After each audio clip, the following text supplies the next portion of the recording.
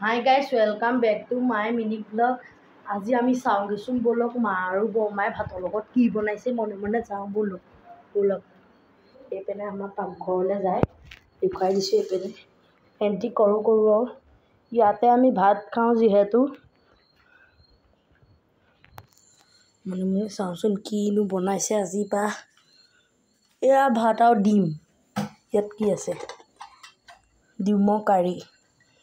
তাৰপৰা এইটোনো কি আছে ৰ'ব দেই গাইছ এয়া জিকা আৰু আলু ভাজি কৰিছে মই জিকা খাই একদমেই বেয়া পাওঁ এয়া কি অথনি পকৰি আনিছিলে যিহেতু পকৰি চাটনি দিয়ে নহয় লগত আমি ভাতৰ লগত খাবলৈ থৈ দিওঁ আৰু আমাৰ আচাৰৰ কালেকশ্যনখিনি চাওকচোন বৰমায়ে বনায় আমাৰ আচাৰ মা হেল্প কৰে এইটো আচাৰ মোৰ ফেভৰেট এই আচাৰটো আপোনালোকৰ ফেভৰেট হয়নে নহয় ক'বচোন এই আচাৰটো মই মনে মনে চুৰ কৰি সদায় খাওঁ বৰমাহঁতে গম নোপোৱাকৈ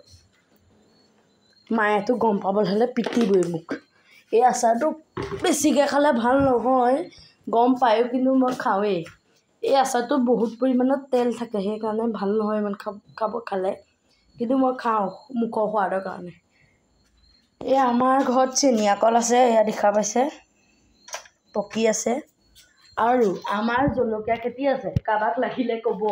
মই অনলাইন দি থৈ আহিম এনেই ধেমালি কৰিছোঁ আমাৰ আছে দুজোপামান আমি ঘৰতে তেনেকৈ খাই থাকোঁ আপুনি যদি মিনি ব্লগটো ভাল পালে লাইক কৰিব শ্বেয়াৰ কৰিব আৰু কমেণ্ট কৰিবলৈ নাপাহৰিব ধন্যবাদ বন্ধু বান্ধৱীসকল